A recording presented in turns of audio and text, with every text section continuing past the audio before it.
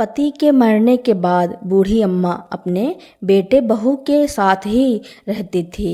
जब उनके पति जिंदा थे तब वह एकदम चुस्त दुरुस्त रहती थी, लेकिन जब से उनके पति की मृत्यु हुई तब से वह भी बीमार रहने लगी थी। उन्हें अपने पति की याद आती थी। बेटे बहू ऐसे थे कि उन्हें ढंग से खाने पीने को भी नहीं देते थे, यहाँ तक कि उनसे बात भी नहीं करते थे। बहू अक्सर उन्हें बासी खाना ही दिया करती थी, जिस कारण बूढ़ी अम्मा यानी कि सुहाना जी कमज़ोर हो और लाचार हो गई थी। आज की सुबह वह अपनी दवाई लेकर बहू के पास गईं और बोली, बहू मुझे खाने के लिए कुछ दे दो। खाली पेट दवाई खाने से पेट में जलन होती है, बहुत तेज़ भूख लग रही है। तुमने अपना नाश्ता तो बनाया ही होगा, तो थोड़ा सा मुझे भी दे दो। वैसे भी डॉक्टर ने कहा है कि खाली पेट दवाई नहीं खानी है, नहीं तो पेट में बहुत जलन होगी। ओहो बुढ़िया, फिर से सुबह सुबह आ गई रसोई में। मैं तो तुम्हारी सुबह सुबह की फरमाइश से बहुत परेशान हो गई हूँ। मैंने तुम्हारे लिए नाश्ता नहीं बनाया है। बहू, बेटा तो ऑफिस टिफ़िन लेकर चला गया और तुम कह रही हो कि नाश्ता नहीं बनाया। जो मेरे बेटे के लिए बनाया होगा उसी में से थोड़ा खाने के लिए दे दो। चल बुढ़िया, रसोई से निकल। तेरा बेटा तो 4 पैसे कमा कर लाता है, दिन भर मेहनत करता है, तब जाकर यह रसोई का खर्चा चलता है।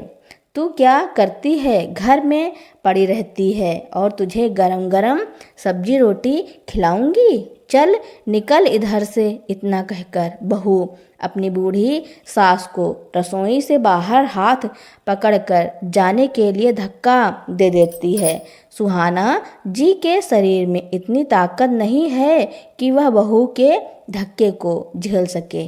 उनका सर दीवार से टकरा जाता है, जिससे उनके सर पर बहुत तेज चोट लग गई। खून भी निकलने लगा। सुहाना जी सर से निकलते खून को देखकर घबरा गईं। चक्कर खाकर जमीन पर बैठ गईं। सास के सर से निकलते हुए खून को देखकर मोना चिल्लाते हुए कहती है, देखकर नहीं चल सकती हो?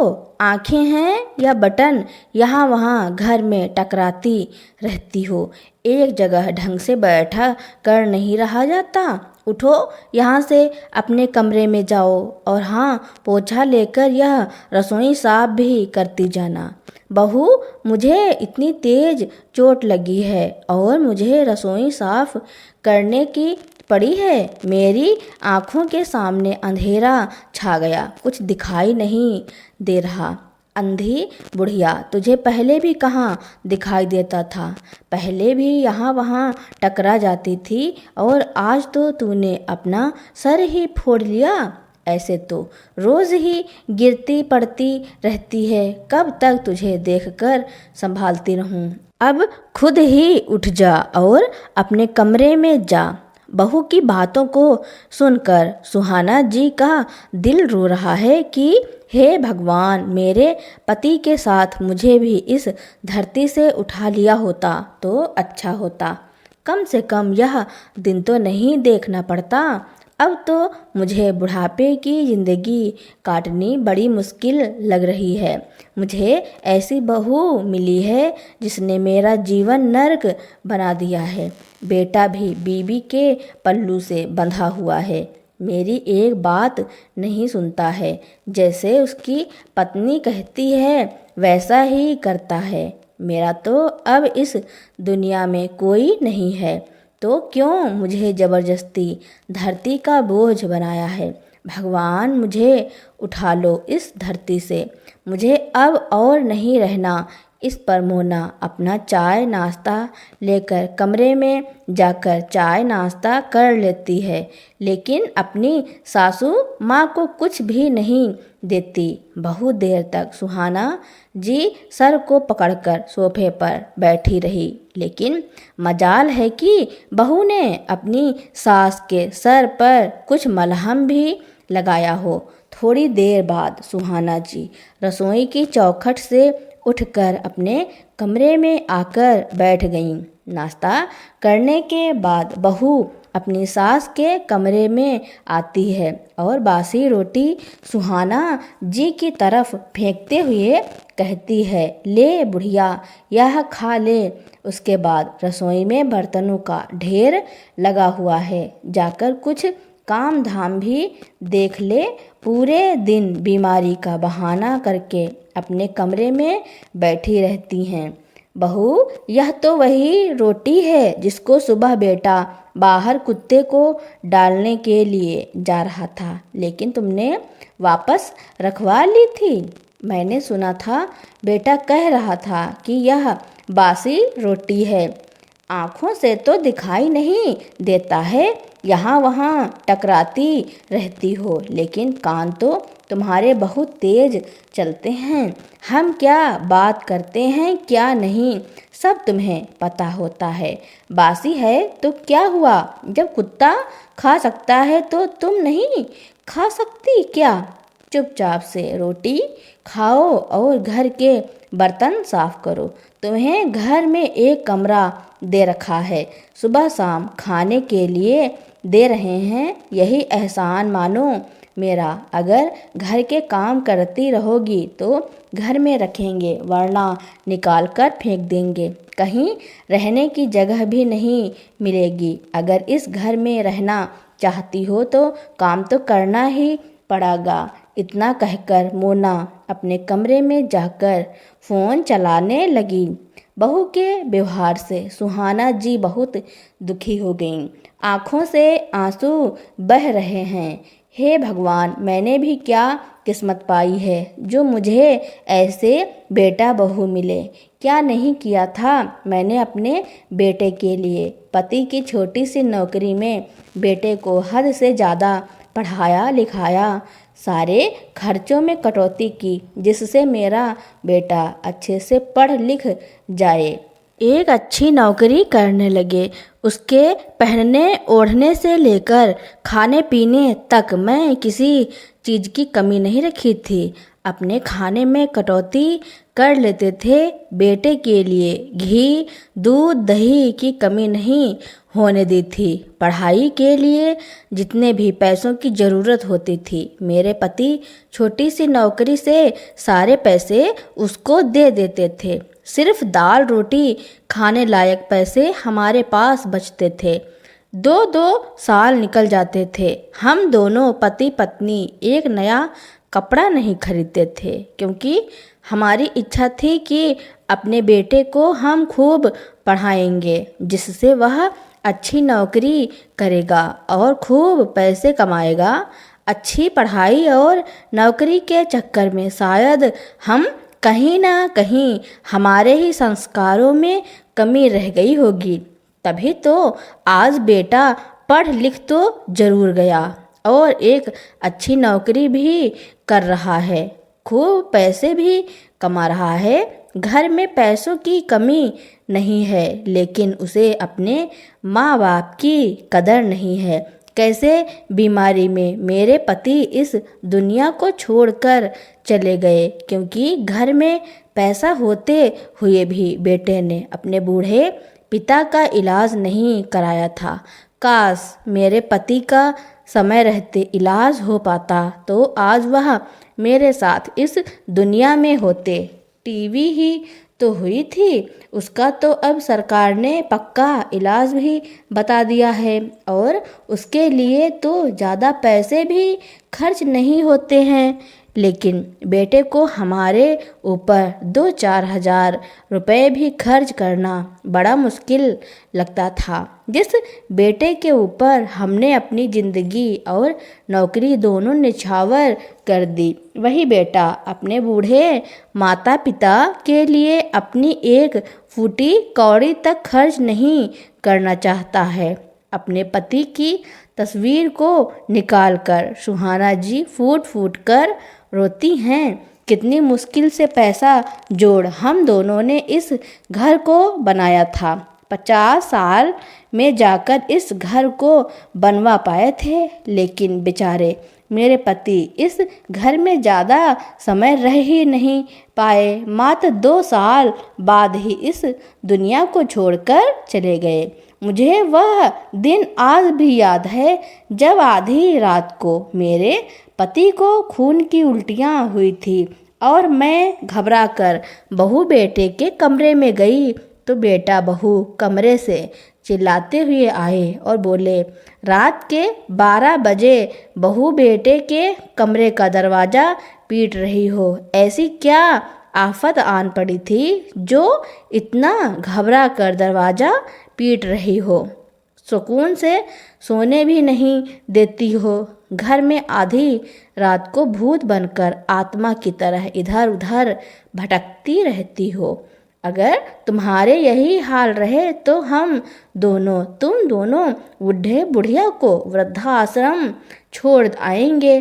खुद तो रात भर सोती नहीं हो, हम दोनों की नींद भी खराब करके रख देती हो। घबराती हुई सुहाना जी कहती हैं, बेटा जल्दी आओ, तुम्हारे पिता को बहुत तेज खांसी आई और साथ ही खून की उल्टियाँ होने लगीं। जल्दी से उन्हें अस्पताल ले चलो। मैं तुम दोनों के आगे हाथ जोड़ती हूँ। जैसे तैसे करके बेटा बहू राधे श्याम जी के पास के ही सरकारी अस्पताल में ले गए। घंटे भर अस्पताल में रुकने के बाद बेटा बहू यह कहकर वापस आ गए कि माँ तुम अस्पताल में रुको, मुझे सुबह ऑफिस जाना है, इसीलिए रात में सोना जरूरी है। और स्वार्थी बेटा बहू घर वापस आकर चैन की नींद सो गए। उन्हें यह भी नहीं लगा कि पिताजी की तबीयत इतनी खराब है। अकेली बूढ़ी माँ इतने बड़े अस्पताल में क्या कर लेगी। सुहाना जी पूरी रात अपने पति के पास बैठी रही और उनके ठीक होने की भगवान से प्रार्थना करती रही। सुबह डॉक्टर ने आकर उनको देखा और कहता है, माताजी आपके पति को तो टीबी है, इसके लिए पूरे 6 महीने तक इनका इलाज चलेगा, तभी यह ठीक हो पाएंगे। साथ ही खान पान का विशेष ध्यान रखना पड़ेगा। सुबह ऑफिस जाने के समय बेटा 10 मिनट के लिए अस्पताल में बूढ़े माता पिता से मिलने के लिए आता है। रोती हुई सुहाना जी कहती हैं, बेटा डॉक्टर ने कहा है कि तुम्हारे पिता का 6 महीने तक इलाज चलेगा, तभी वह ठीक होंगे और उनके खाने पीने का भी विशेष ध्यान रखना पड़ेगा।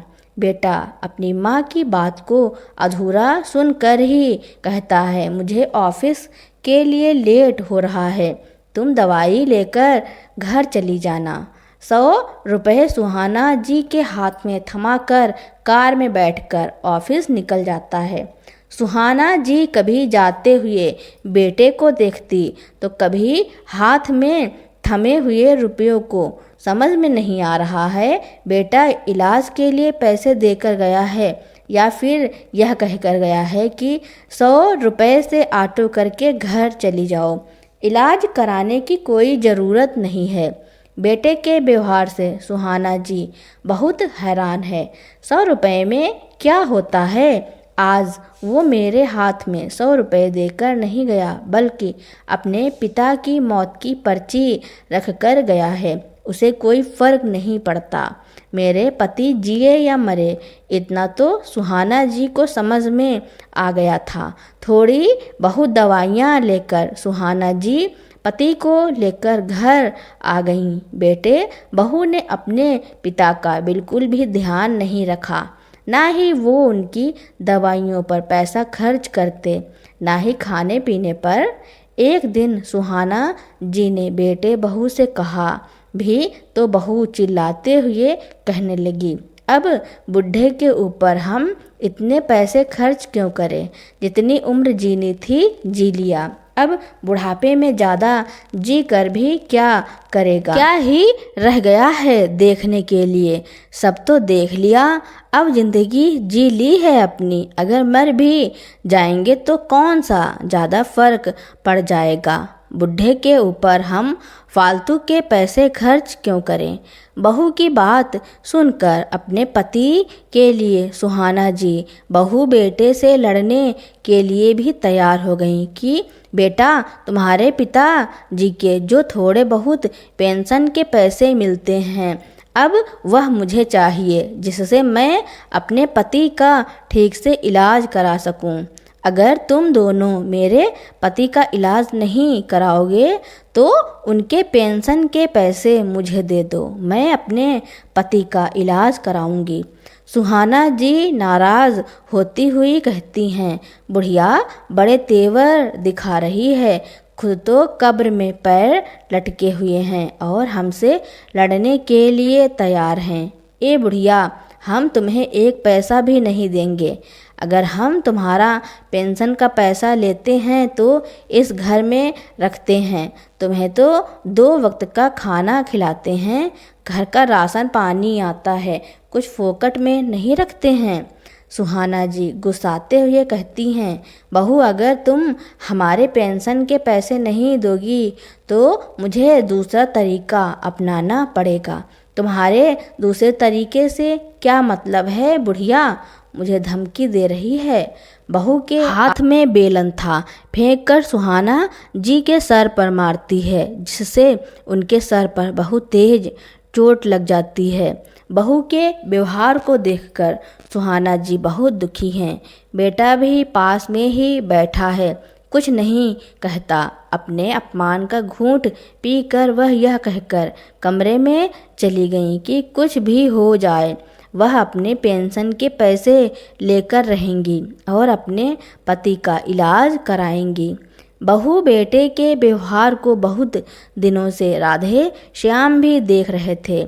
बीमार तो वह पहले से ही रहा करते थे। जब बहू ने सुहाना जी की तरफ बेलन फेंक कर मारा और सुहाना जी के सर पर बेलन लगा, इस सब को कमरे में लेटे हुए राधे श्याम जी ने देख लिया था। बहू बेटे के ऐसे व्यवहार से उन्हें बहुत धक्का लगा। वह सुहाना जी को छोड़कर इस दुनिया से चले गए।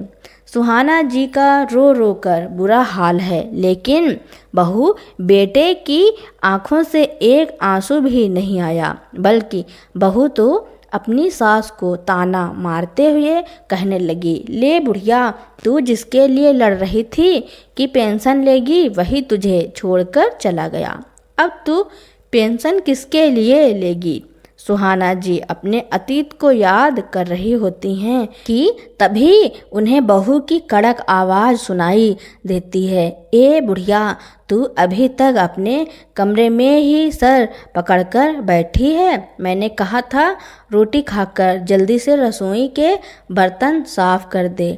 बहू की आवाज़ सुनकर सुहाना जी अपने अतीत से बाहर आईं। सामने पड़ी हुई बासी रोटी को देखकर सुहाना जी का खून खौल गया।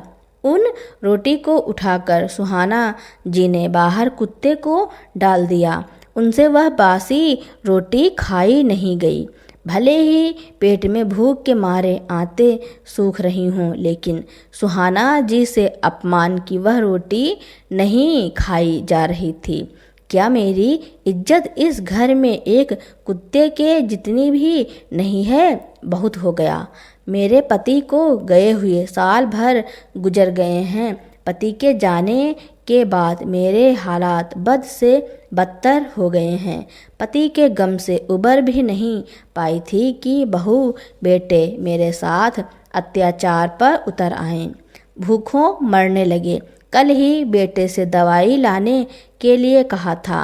कितनी मन्नतें की थी, तब जाकर दवाई का एक पत्ता लेकर आया, लेकिन अब नहीं, बहुत हो गया। अब मैं बहू बेटे के अत्याचार नहीं सहूँगी। मुझे अपने बुढ़ापे के लिए कुछ करना होगा। मैं इस तरह से बहू बेटे के साथ नरक की ज़िंदगी नहीं बिता सकती। क्या मतलब ऐसे बहू बेटे का जो तुम्हारे बुढ़ापे को नरक बना दे? मुझे ऐसे कलयुगी बेटे बहू के साथ नहीं रहना। जब मुझे बेटा पैदा हुआ था तो सभी लोगों ने कहा था कि तुम्हारा तो बेटा पैदा हुआ है, बुढ़ापा सुधर गया, बुढ़ापे में आराम से रहोगी, राज करोगी राज। लेकिन अगर बहू बेटे खराब निकल जाएं तो बुढ़ापे को नरक बनने में भी समय नहीं लगता। सुहाना जी का स्वाभिमान उन्हें वह सूखी रोटी नहीं खाने देता है। आज सुहाना जी का गुरूर जाग गया। वैसे तो वह अपने पति के समय पर भी लड़ने के लिए तैयार थी, लेकिन किस्मत को कुछ और ही मंजूर था कि उनके पति उन्हें समय से पहले ही छोड़कर चले गए। आज पता नहीं सुहाना जी की भूख कहाँ चली गई है। वह अपने कमरे से उठी और बाहर की तरफ निकल गई। पीछे से मोना चिल्लाती रह गई, ये बुढ़िया कहाँ जा रही है? फिर से मोहल्ले में टहलने चली गई? पहले घर के काम तो निपटा दे। लेकिन सुहाना जी की बहू की एक बात नहीं सुनती, सीधा एक समाज सेवी संस्था में जाती हैं। वहां पहुंचने पर सीमा जी से मिलती हैं, जो सामाजिक संस्था की प्रबंधक हैं और बहुत ही अच्छी महिला हैं। सुहाना जी की हालत देखकर वह समझ जाती हैं कि यह अपनों की सताई हुई हैं। सबसे पहले वह सुहाना जी के सर की मरहम पट्टी करवाती हैं, उनको जूस पिलाती हैं। कुछ खिलाने पिलाने के बाद आराम से उनकी बातों को सुनती हैं। सुहाना जी के बहू बेटों के अत्याचार को सुनकर सीमा जी की आंखों में भी आंसू आ गए। दरअसल सीमा सुहाना जी की बचपन की सहेली दामिनी की बेटी है। एक बार मंदिर में दोनों की मुलाकात हुई थी तो सीमा ने बताया था कि वह इसी शहर के समाज सेवी संस्था की प्रबंधक है। अगर कभी आपको कोई ज़रूरत हो तो मैं हमेशा आपके लिए तैयार हूँ। उस समय तो सुहाना जी ने हंसकर उनकी बात को टाल दिया था कि नहीं नहीं बेटा, ऐसी कोई बात नहीं, मेरा भरा पूरा परिवार है, अभी नई नई घर में बहू आई है, ऐसा कुछ नहीं है। लेकिन जब सुहाना जी ने बेटे बहू के बदलते व्यवहार को देखा तो उन्होंने अपने पति के समय पर भी जब अपने बहू बेटे को धमकी दी थी तो वह धमकी समाज सेवी का सीमा के दम पर ही दी थी। अगर पति उनके साथ होते तो शायद आज वह अपने पति के पेंशन के पैसों को बहू बेटों से लेकर उनका अच्छा इलाज करा रही होती। खैर, पति के जाने के बाद तो वह शारीरिक और मानसिक रूप से इतनी कमज़ोर हो गई थी कि इन सबके बारे में वह सोच ही नहीं पाई। आज जब ज़रूरत पड़ी तो वह अपने बुढ़ापे में स्वाभिमान के लिए बहू बेटों के खिलाफ सामाजिक संस्था में पहुंच गईं। सीमा जी शाम तक सुहाना जी को पुलिस स्टेशन लेकर गईं। वहां पर उनके बहू बेटों के खिलाफ रिपोर्ट दर्ज करवाई। साथ ही साथ उनके सर पर जो चोट है वह भी उनकी बहू ने दी है। इसी तरह के सारे सबूत इकट्ठे करके दूसरे दिन पुलिस लेकर सीमा सुहाना जी के साथ उनके बहू बेटे के घर आ गई। अपनी सास के साथ आई। पुलिस को देखकर बहू बेटे के होश उड़ गए कि इस बुढ़िया में इतनी हिम्मत कि अपने साथ पुलिस लेकर आ जाए। पहले तो बहू बेटा सुहाना जी को आंखें दिखाते हुए कहते हैं, माँ जी जरा कमरे में आना, कुछ बात करनी है। उनके चेहरे से साफ जाहिर हो रहा था कि वह कमरे में जाकर सुहाना जी को धमकाने की कोशिश करेंगे। लेकिन सीमा ने दोनों को डांटते हुए कहती है, खबरदार जो सुहाना जी को हाथ भी लगाया वरना मुझसे बुरा कोई नहीं होगा। सुहाना जी पुलिस से कहती हैं, साहब बहू बेटे को गिरफ्तार कर लो, मैं इन दोनों की शक्ल भी नहीं देखना चाहती, निकल जाओ मेरे घर से। माँ, तुम्हारा दिमाग खराब हो गया है जो मुझे पुलिस से गिरफ्तार कराने की बात कर रही हो। लगता है सुबह की चोट से दिमाग सरक गया है। पुलिस के सामने बेटा हाथ जोड़ता हुआ कहता है, आप वापस जाइए, यह हमारे घर का मामला है, हम आपस में निपट लेंगे, आप लोगों को बीच में पड़ने की ज़रूरत नहीं है। सुहाना जी बेटे के गाल पर एक जोरदार थप्पड़ लगाती हैं और कहती हैं, नहीं साहब, यह हमारे घर का मामला नहीं है, क्योंकि अगर बेटा बहू बूढ़ी माँ के साथ अत्याचार और मारपीट पर उतर आए तो वह घर का मामला नहीं रहता है, पुलिस का मामला होता है। और आज तुम दोनों ने मेरे साथ वही किया है। अभी तो सिर्फ मैं पुलिस को लेकर आई हूँ जो तुम लोगों को गिरफ्तार करके जेल में डाल देगी। 2 दिन बाद से इस घर के कागज़ भी निकलवा कर लाऊंगी जिनमें साफ साफ लिखा है कि यह घर और ज़मीन मेरे पति की है। मेरे पति ने ही इस घर को बनवाया था और यह घर मेरे पति ने मेरे नाम करवाया था, तो इस हक से यह पूरा घर मेरा है। तुम लोगों को इस घर में रहने का कोई हक नहीं है। जल्द से जल्द इस घर को खाली करने की भी तैयारी कर लो। मैं तुम दोनों को इस घर में नहीं रख सकती हूँ। बहू बेटे अकड़ते हुए बोले, इतने बड़े घर का क्या करोगी बुढ़िया, खुद तो अकेली है और अपने बहू बेटे को ही घर से निकाल रही है। बेटे बहू की बदतमीजी देखकर एक पुलिस वाला बेटे के गाल पर एक जोरदार थप्पड़ लगाता है और कहता है, मेरे सामने बदतमीजी कर रहे हो, पुलिस स्टेशन चलो, फिर तुम्हें सिखाता हूँ कि बड़ों से किस तरह से बात की जाती है।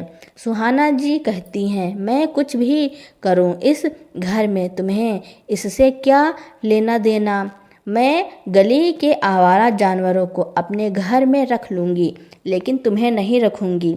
एक कुत्ता भी अपने मालिक के प्रति वफादार होता है, लेकिन तू तो अपने माता पिता के प्रति इतना निर्दयी है। मोना सुहाना जी का हाथ पकड़कर अंदर ले जाकर धमकाने की कोशिश करती है तो एक पुलिस वाली जाकर मोना से सुहाना जी का हाथ छुड़ाते हुए मोना के हाथ में हथकड़ी डाल देती है और कहती है, तुम्हें अपनी सास के साथ मारपीट के जुर्म में गिरफ्तार किया जाता है।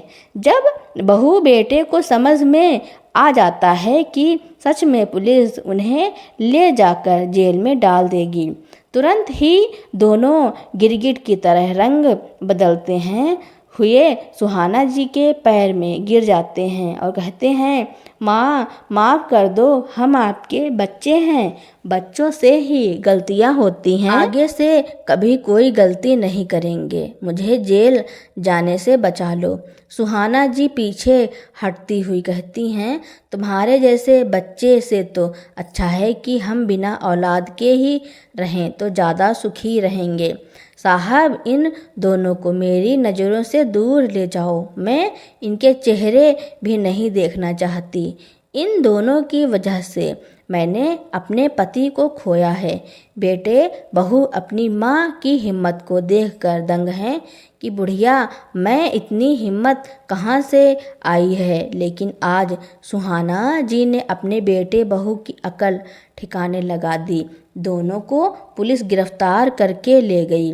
इधर सीमा की मदद से सुहाना जी ने बहू बेटे का सारा सामान निकलवाकर बाहर के कमरे में रख दिया।